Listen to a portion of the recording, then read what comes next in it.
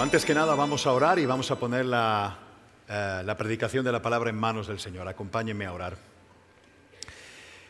Padre, queremos sobre todas las cosas darte las gracias. Gracias por estar aquí, porque tú has puesto la disposición en nosotros para venir a adorarte, a alabarte y a glorificarte como solamente tú lo mereces. Y ahora, Señor, en esta parte del servicio queremos pedirte que tú prepares un terreno fértil, Señor, en nuestra mente y en nuestro corazón. Pon en nosotros la disposición de escuchar tu palabra, de hacer un ejercicio de reflexión y de autoanálisis, pero sobre todo, Señor, no solamente a ser buenos oidores de tu palabra, sino a ser buenos hacedores de ella. Toma toda distracción y todo pensamiento cautivo para que podamos conectarnos contigo y estar presentes, Señor, en este momento. Te lo pedimos todo en el nombre de nuestro Señor Jesucristo. Amén. Muy bien, miren, la palabra de Dios contiene muchas promesas que han sido de consuelo y de fortaleza para infinidad de creyentes a través de los siglos y aún en medio de las circunstancias más difíciles. Pero paradójicamente podemos llegar a familiarizarnos tanto con las promesas bíblicas que dejen de impactarnos con la misma fuerza que antes. Piensen, por ejemplo, en el Salmo 23. Estoy seguro que la gran mayoría de ustedes lo conoce bastante bien. En el versículo 6 dice: «Ciertamente el bien y la misericordia me seguirán todos los días de mi vida, y en la casa del Señor moraré por largos días». Bueno, esta es una de cientos de maravillosas promesas que están a través de toda la Biblia, tanto en el Antiguo como en el Nuevo Testamento. Promesas llenas de esperanza, de paz, de seguridad y de redención. Pero la Biblia claramente enseña que esas promesas no son para todo el mundo. El bien y la misericordia solo perseguirán a aquellos que tienen a Dios como su pastor. Los que no pertenecen a ese rebaño no tienen el derecho de ampararse a esas promesas. Dios las da a los que pertenecen al pacto eterno, o sea, a la Iglesia de Cristo. Si bien hay cientos de beneficios que la gracia común de Dios alcanza a todo el mundo, ya sean creyentes o incrédulos, en Mateo capítulo 5, por ejemplo, nos dice que Dios hace salir el sol sobre malos y buenos, y hace llover sobre el terreno de los justos y de los injustos también. Pero las promesas de Dios están estrictamente conectadas con sus propósitos salvadores y no son para todos indistintamente, pues porque no todos son ovejas de su rebaño, no todos son ciudadanos de ese reino. La pregunta es, ¿y cómo puede un hombre o una mujer entrar en ese redil? ¿O cómo se adquiere esa ciudadanía celestial? Bueno, esa es la pregunta que quiero responder en la tarde de hoy. Y para ello vamos a acampar principalmente en un texto que está en el libro de los Hechos, en el capítulo 3, y vamos a leer concretamente los versículos del 11 al 20. Está en su programa también, Dice así: «Y teniendo asidos a Pedro y a Juan, el cojo que había sido sanado, todo el pueblo atónito concurrió a ellos al pórtico que se llama de Salomón. Viendo esto, Pedro respondió al pueblo: varones israelitas, ¿por qué os maravilláis de esto? ¿O por qué ponéis los ojos en nosotros, como si por nuestro poder o piedad hubiésemos hecho andar a éste?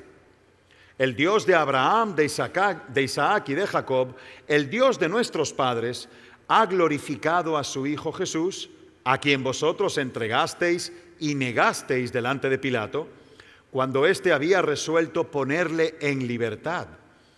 Mas vosotros negasteis al santo y al justo, y pedisteis que se os diese un homicida, y matasteis al autor de la vida, a quien Dios ha resucitado de los muertos, de lo cual nosotros somos testigos. Y por la fe en su nombre, a este que vosotros veis y conocéis, le ha confirmado su nombre, y la fe que es por Él ha dado a éste completa sanidad en presencia de todos vosotros. Mas ahora, hermanos, sé que por ignorancia lo habéis hecho, como también vuestros gobernantes. Pero Dios ha cumplido así lo que había antes anunciado por boca de todos sus profetas, que su Cristo habría de padecer. Así que arrepentíos y convertíos para que sean borrados vuestros pecados, para que vengan de la presencia del Señor tiempos de refrigerio, y Él envíe a Jesucristo, que os fue antes anunciado. Miren, aquí el apóstol Pedro aprovecha el impacto que este milagro de la sanidad de un cojo, delante de los ojos de muchos testigos en el pueblo, había ocasionado, y aprovecha esa ocasión que está toda esa gente ahí para predicarles el Evangelio. Ahora bien, ¿qué es predicar el Evangelio? Bueno, empecemos definiendo lo que es la palabra Evangelio. La palabra Evangelio significa buena nueva o buena noticia. Es la buena noticia de lo que Dios ya hizo en la cruz del Calvario hace 2000 años a través de su Hijo Jesús. Siendo Dios perfectamente santo y perfectamente justo, Él no puede pasar por alto nuestros pecados. No puede simplemente barrerlos a un lado e ignorarlos. Y todos nosotros somos pecadores. ¿Cómo puede Dios entonces salvar a pecadores culpables, declararlos inocentes y aún así mantener intacta su justicia? Bueno, la respuesta es haciendo un cambio de expediente. A Cristo en la cruz se le atribuyó nuestra culpa y a nosotros por la fe se nos atribuye su justicia. Él murió en la cruz como si hubiera cometido todos y cada uno de los pecados de aquellos hombres y mujeres a quienes Él vino a salvar.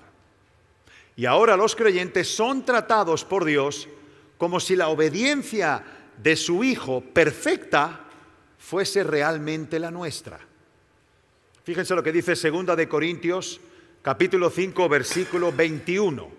Pablo menciona, al que no conoció pecado, lo hizo pecado por nosotros, para que fuéramos hechos justicia de Dios en él. He ahí lo que Dios hizo. Ahora bien, ¿qué debemos hacer entonces nosotros?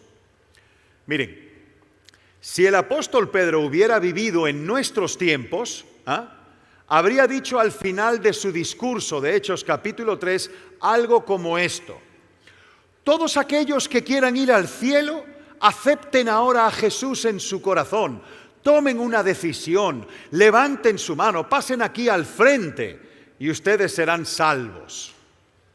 ¿Suena familiar? Muchos hoy en día predican el Evangelio de una manera similar, pero eso no fue lo que hizo Pedro. Pedro les dijo, arrepentíos y convertíos para que sean borrados vuestros pecados. O sea, si tú no te conviertes, tus pecados no te son perdonados y por ende te perderás e irás a parar al infierno. Ese es el mensaje de las Escrituras. La conversión es la puerta de entrada a la salvación de tu alma en Cristo. Nadie se salvará, nadie, a menos que se convierta. ¿Y eso por qué? ¿Por qué necesitamos convertirnos? Cuando la palabra conversión significa volverse, dar media vuelta, cambiar el rumbo de nuestras vidas. De manera que cuando Pedro dice aquí que debemos arrepentirnos y convertirnos, él está obviamente presuponiendo algo. Está presuponiendo que nosotros vamos por un mal camino. Y no se trata simplemente de lo que, así como que vamos haciendo algunas cosas que no están bien. No. Es que nosotros vamos en la dirección opuesta hacia donde debemos ir. Es por eso que el llamado de Dios no es un llamado a que dejemos de hacer ciertas cosas y comencemos a hacer otras. ¿Tú quieres ir al cielo? Ok, comienza a ir a la iglesia, lee tu Biblia todos los días, no te olvides de darle gracias a Dios cuando tienes los alimentos delante. No. Una persona puede irse al infierno haciendo todo eso, porque ese no es el llamado de Dios. El llamado es a convertirnos, a cambiar por completo el curso de nuestra existencia. Pero déjame ilustrarte esto de una manera un poquito más clara, más práctica. Imagínate un matrimonio en el que el hombre, aparte de ser un tipo cochino, increíblemente desorganizado, muy brusco y grosero en la forma de hablar y de tratar a su esposa, y poco cooperador en la casa, o sea, un bueno para nada.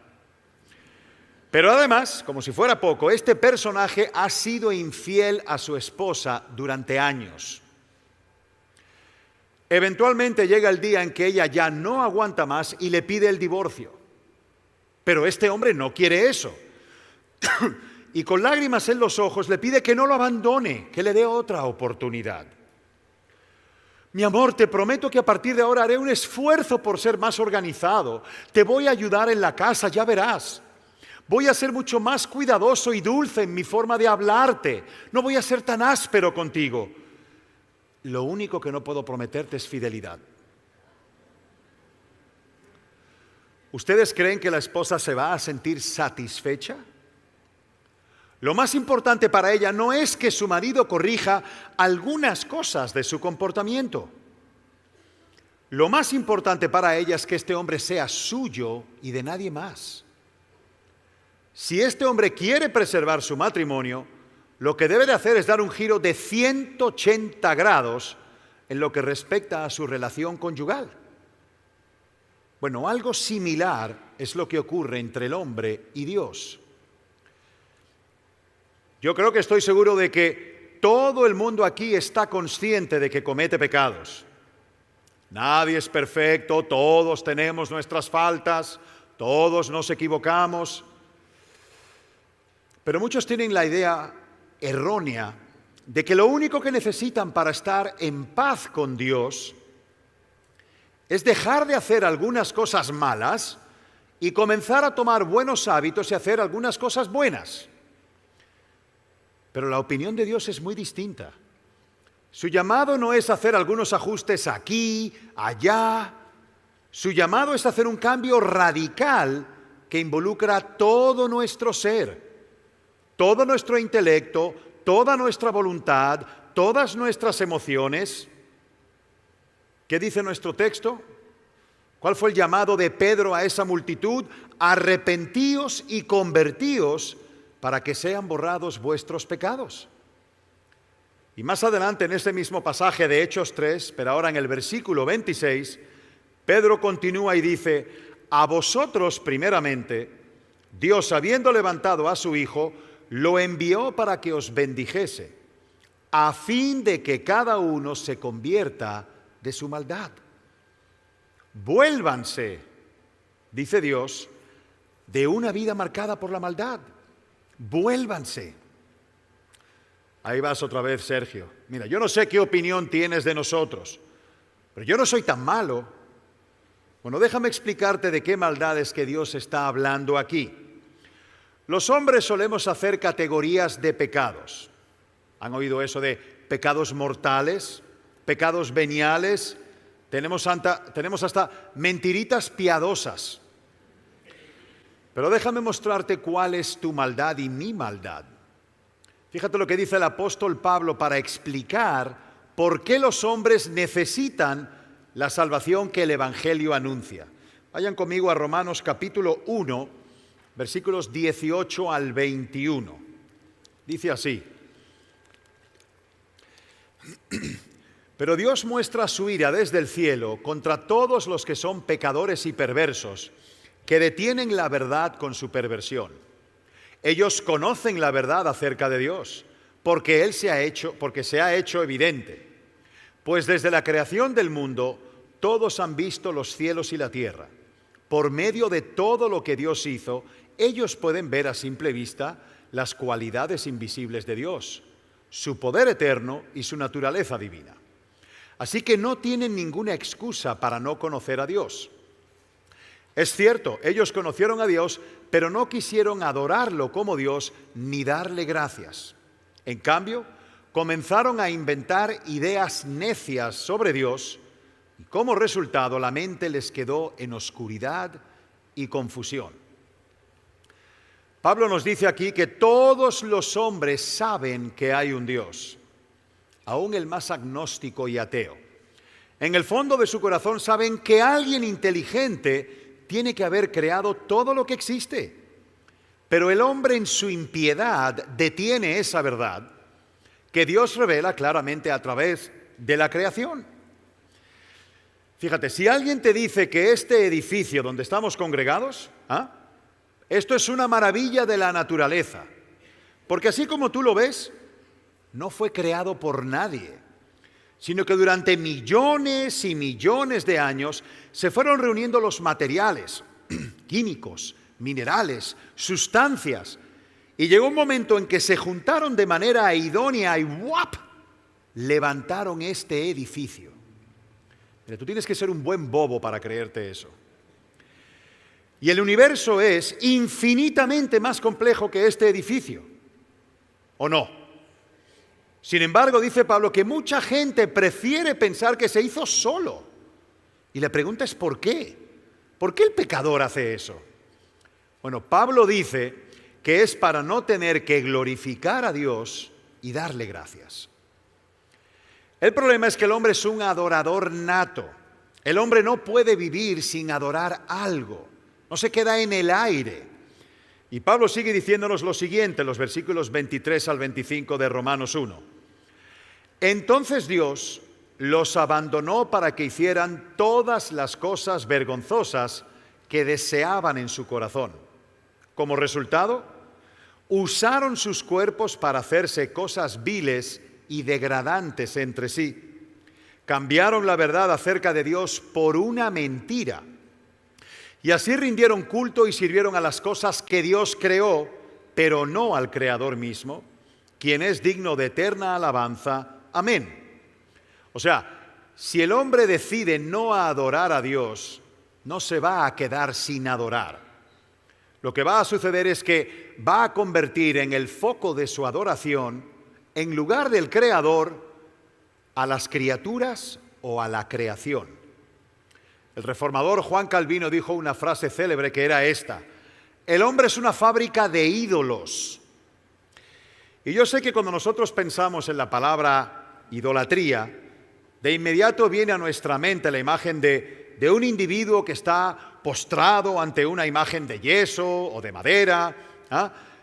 Pero la idolatría consiste realmente en poner nuestra confianza en cualquier otra cosa que no sea Dios, para tratar de obtener de ello una vida significativa y satisfactoria. Esa es la idolatría. Y mira, si quieres examinar tu grado de idolatría, te reto a que te hagas esta pregunta. ¿Cuáles son aquellas cosas que te daría terror perder? Esos son tus ídolos. Aquellas cosas sin las cuales no podrías vivir. Esos son tus ídolos. Y el problema fundamental del hombre es que Dios nos creó para su gloria, para que encontráramos todo nuestro deleite y gozo en Él, pero el hombre prefiere poner su confianza en cualquier otra cosa, en el dinero, en el placer, en la notoriedad y la fama, en la diversión, para no tener que postrarse ante Él y reconocerle como el único Dios vivo y verdadero.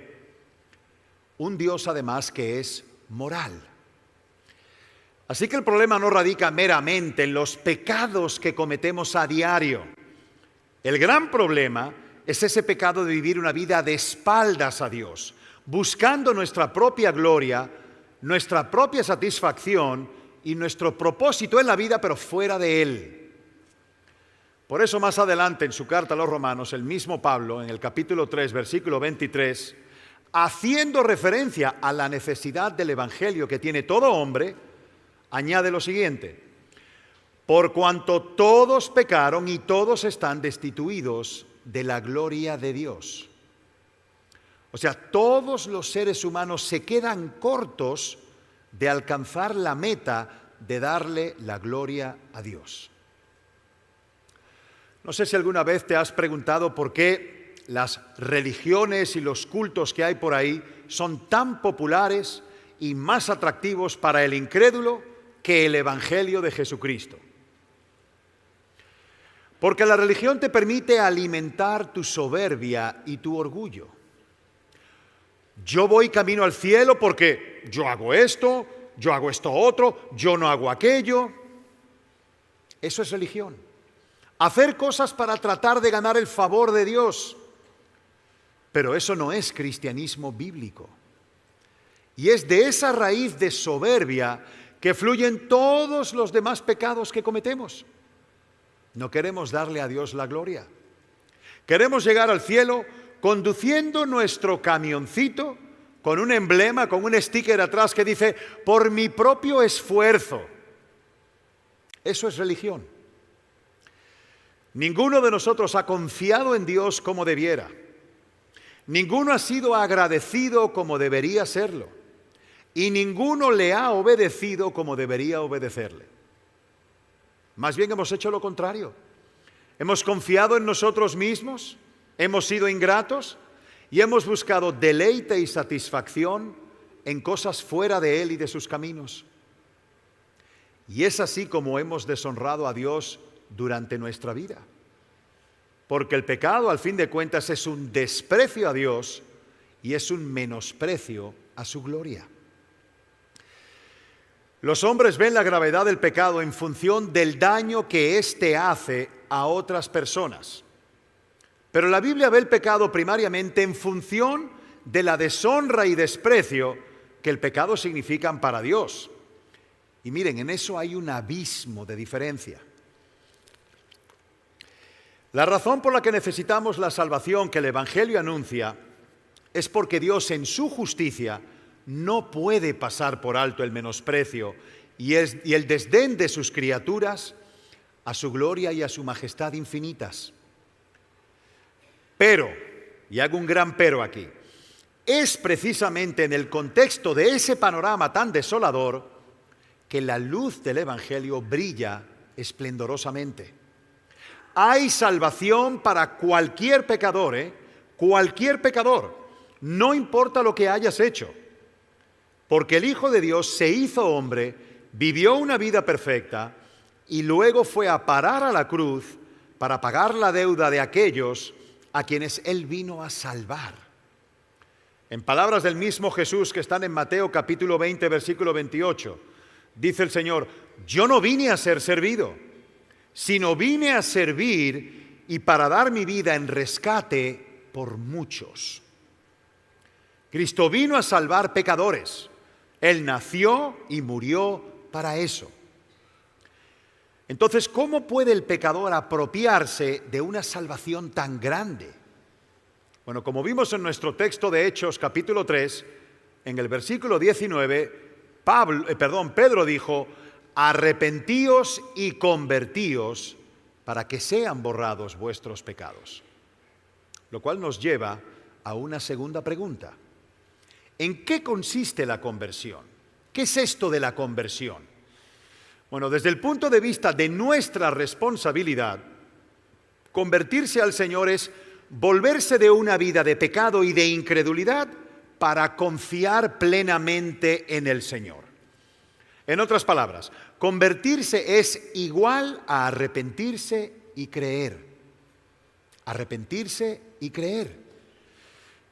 Les voy a poner un ejemplo que es un poco burdo, pero creo que va a ilustrar bien a lo que me refiero. En Juan capítulo 6, Cristo le dice a sus discípulos, yo soy el pan de vida.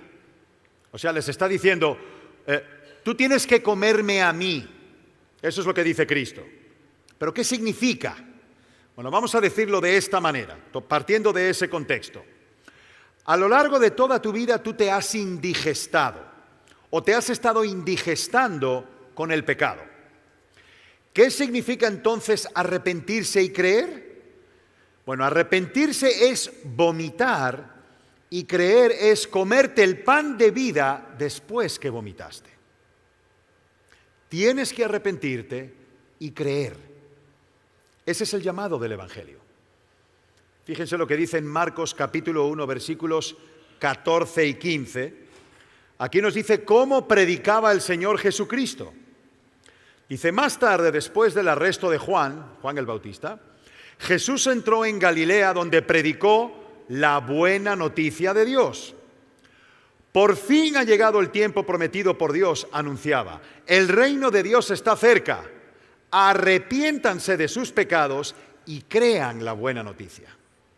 Arrepiéntete y cree. Eso es convertirse. Tú vas caminando toda tu vida de espaldas a Dios hacia el pecado.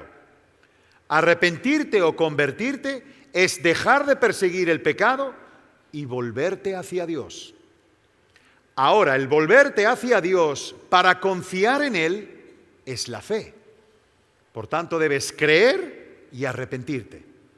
La fe y el arrepentimiento son, imagínense como si fueran dos tenazas con las que nosotros nos apropiamos de Cristo. Y la Biblia nos presenta ambas cosas como un acto de la voluntad del pecador. En otras palabras, tú tienes la responsabilidad de arrepentirte y tú tienes la responsabilidad de creer. Nadie, absolutamente nadie puede hacer esas cosas por ti, El hecho de que tú hayas nacido en un hogar cristiano, donde mamá y papá eran cristianos, no significa que tú lo eres. Eres tú y solo tú quien debe tomar la determinación de renunciar a tu vida de rebelión contra Dios para entonces someterte a la autoridad de Cristo. Pero mira, de antemano te digo, no vas a poder con tus pecados, ni vas a poder someterte a la autoridad de Cristo.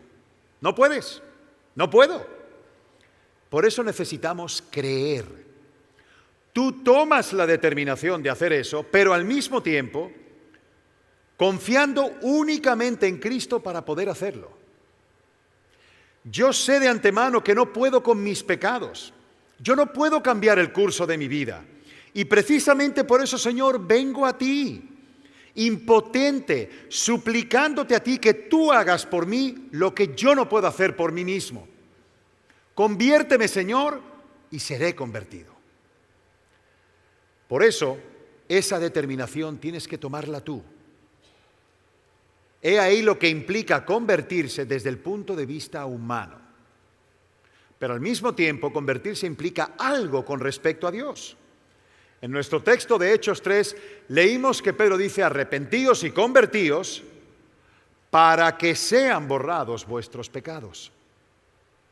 Sin embargo, en Hechos capítulo 5, versículo 31, el mismo Pedro dice, a este Jesús Dios exaltó a su diestra como príncipe y salvador, para dar arrepentimiento a Israel y perdón de pecados.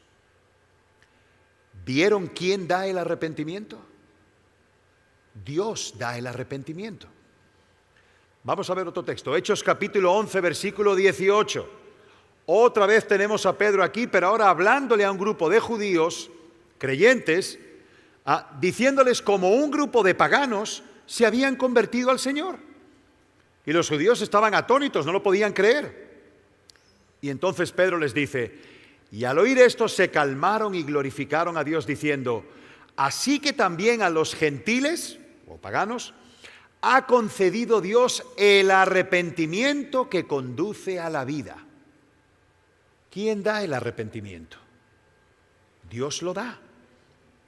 Dios. Hace un momento dijimos que el hombre no quiere dar a Dios la gloria que Él merece. El hombre no quiere atribuirle a Él la honra que por derecho le corresponde únicamente a Dios. Y es precisamente por ello que el Evangelio es tan rechazado y tan despreciable para el hombre en su estado natural, porque el Evangelio revela nuestro pecado y nuestra impotencia. De modo que para que un hombre crea y se arrepienta, Dios tiene que hacer primero una cirugía de transformación o regeneración en su interior. De hecho, es tan profunda que la Biblia lo describe como un nuevo nacimiento.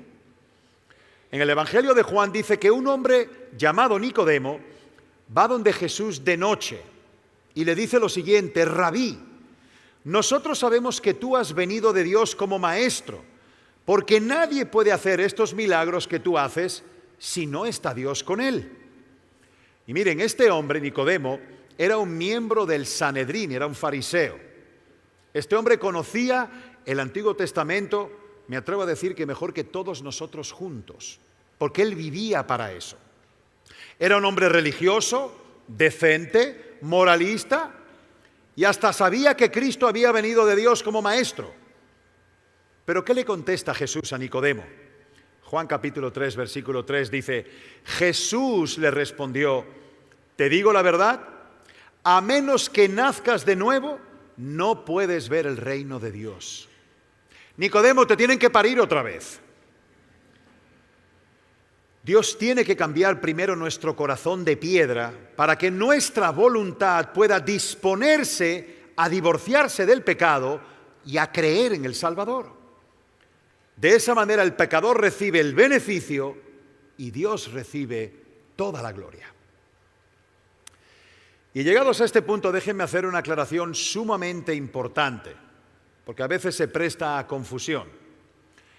Nadie tiene que saber que Dios ha hecho esa obra de transformación para entonces creer y arrepentirse. Tú no tienes que saber eso. Tu responsabilidad es responder a la invitación que Dios te hace a través del Evangelio y estar dispuesto a darle la espalda al pecado para confiar únicamente en la obra de Jesucristo. Y digo esto porque algunas personas están como hibernando, están como quietas o pasivas, esperando que Dios haga toda la obra para entonces responder a ella. Pero ¿qué nos dice Jesús en Mateo capítulo 7, versículo 13? Entren por la puerta estrecha, porque ancha es la puerta y amplia es la senda que lleva a la perdición, y muchos son los que entran por ella. Esa es tu responsabilidad, dar un paso al frente y entrar. Por supuesto que después que entres, entonces serás consciente y verás que Dios ya había hecho una obra en ti. Pero eso solo lo sabrás una vez estés dentro. Amigo, tú sabes que eres un pecador, que si Dios te juzga en este momento, tú no saldrás absuelto de su tribunal. Sabes que has estado viviendo por tu cuenta de espaldas a Dios, buscando tu propia gloria en lugar de la suya, procurando alcanzar una vida plena fuera de Dios y de sus caminos. Si sabes eso, si ya eres consciente de eso, ve a Cristo. Ve a Cristo en arrepentimiento por tus pecados y fe en su obra salvadora. Y miren, hay un misterio en eso. Tenemos por un lado la soberanía de Dios y por otro lado tenemos la responsabilidad humana. ¿Cómo pueden coexistir estas dos cosas? La Biblia es muy clara de que las dos coexisten, Pero la buena noticia es que nosotros no tenemos que resolver ese misterio para convertirnos y ser salvos. No, vuélvete de tus pecados a Dios, descansa únicamente en Cristo para el perdón de tus pecados y serás salvo aquí, ahora mismo. Ahora mismo. Este es el llamado que hace Dios a todos los hombres a través del Evangelio. Pero todavía nos queda una última pregunta que responder.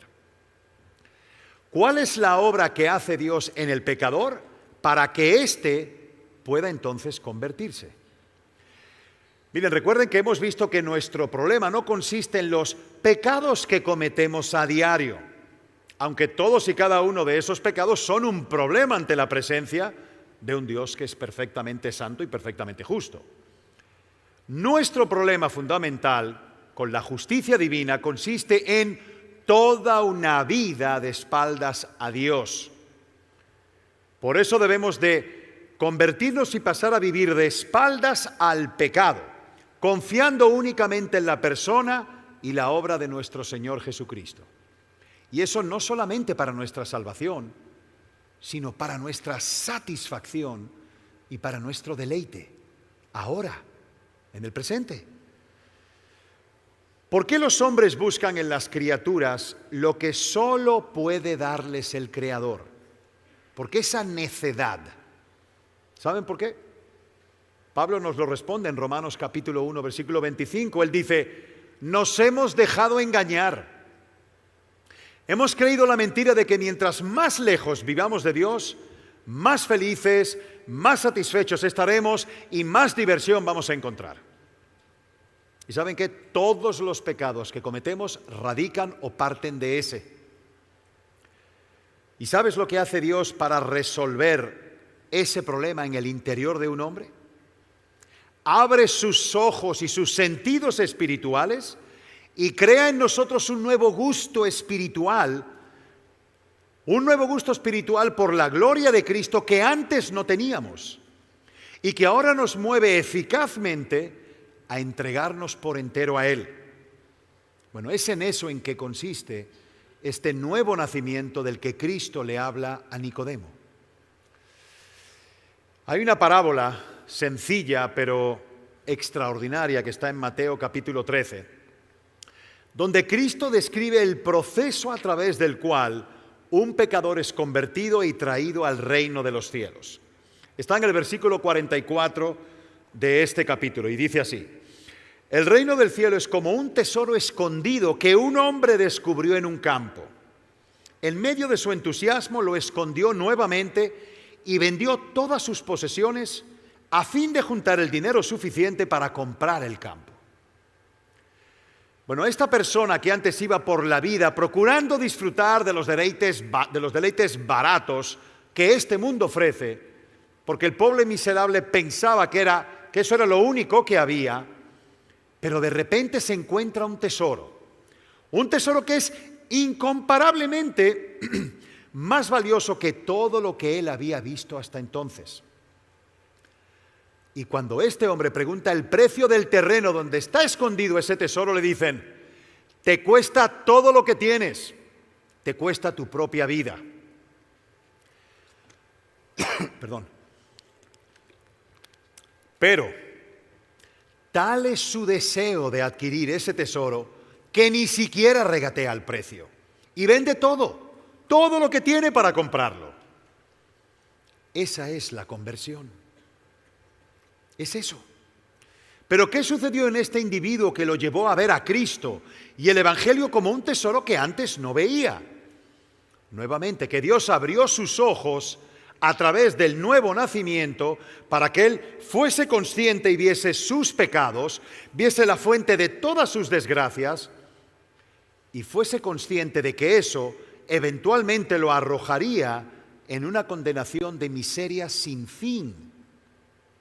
Pero Dios también abrió sus ojos para que pudiese ver a Cristo tal cual es, no solo como el que puede salvarle del veredicto del juicio final, sino también como aquel tesoro que puede saciar plenamente las necesidades más profundas de su alma. Es así como Pablo lo describe en 2 de Corintios capítulo 4, versículos 3 y 4. Dice Pablo: si la buena noticia que predicamos está escondida detrás de un velo, solo está oculta de la gente que se pierde. Satanás, quien es el Dios de este mundo, ha cegado la mente de los que no creen. Son incapaces de ver la gloriosa luz de la buena noticia. No entienden este mensaje acerca de la gloria de Cristo, quien es la imagen exacta de Dios. Es a través de la predicación del Evangelio, como le estamos haciendo aquí ahora, que Dios mandó que de las tinieblas resplandeciese la luz, y Él es quien resplandece en nuestros corazones el rostro de Cristo. ¿A cuántos de nosotros un día se nos predicó la buena semilla y en ese momento Dios dijo: sea la luz? Y de repente tú y yo vimos lo que nunca antes habíamos visto. Y es precisamente por eso que este hombre vende todo lo que tiene gozosamente, porque él sabe que ha comprado algo infinitamente más valioso. Porque tener el mundo entero y no tener a Cristo es tener nada. Y tener solo a Cristo es tenerlo todo. Y para mis hermanos creyentes que están aquí, déjenme decirles algo. Ese gozo debe ir creciendo cada vez más y más y más, en la medida en que nosotros entendemos más profundamente el Evangelio. Hace muchos años, cuando yo me convertí al Señor, yo no entendía muchas de estas cosas, no entendía casi nada, pero solo veía algunas cosas. Y con el paso de los años he llegado a entender con qué tipo de amor me amó Dios. Y eso es lo que va aumentando el gozo en nuestro corazón. Dice Pablo en Romanos capítulo 15, versículo 13, que el Dios de esperanza os llene de todo gozo y paz en el creer. El resultado de la fe, lo que produce la fe, es gozo y paz. Un cristiano, a fin de cuentas, es alguien que ha venido a entender que ninguna cosa en este mundo puede compararse con el gozo inefable de vivir el perdón que Cristo ofrece o de tener la esperanza de lo que Cristo promete. Pero sobre todas las cosas, es alguien que ha entendido que ninguna cosa en este mundo puede compararse siquiera con el gozo de conocer a Cristo íntimamente, de tener una relación íntima y personal con Él, diaria, permanente y por los siglos de los siglos. Y si te preguntas por qué hay tantos cristianos que no manifiestan esa satisfacción y ese gozo como debieran, la respuesta es porque la vida cristiana es una lucha. Continuamente somos seducidos a buscar deleites y satisfacción en eso mismo que un día tuvimos por basura. Esa es nuestra lucha. Y todo el tiempo, no hay cuartel, es sin descanso. Y cuando somos vencidos, en ese instante perdemos el gozo y la paz de ser hijos de Dios. Pero hermanos, eso no tiene que ser así.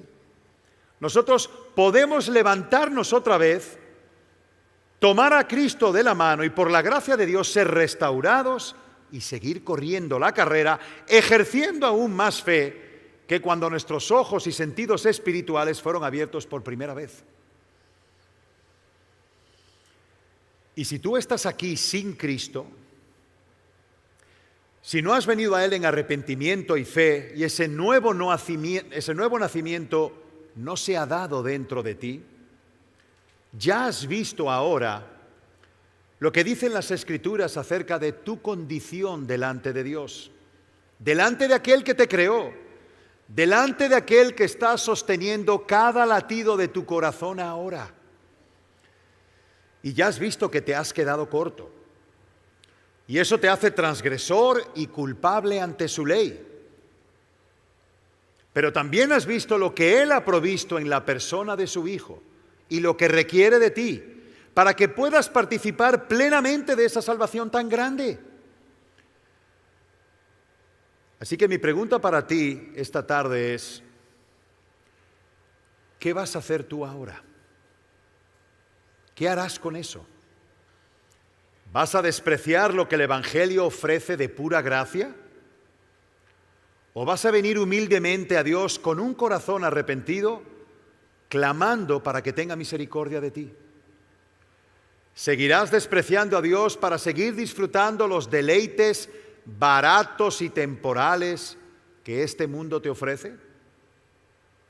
¿Vas a cambiar el brillo de la gloria de Dios por el pálido reflejo de esos deleites pasajeros?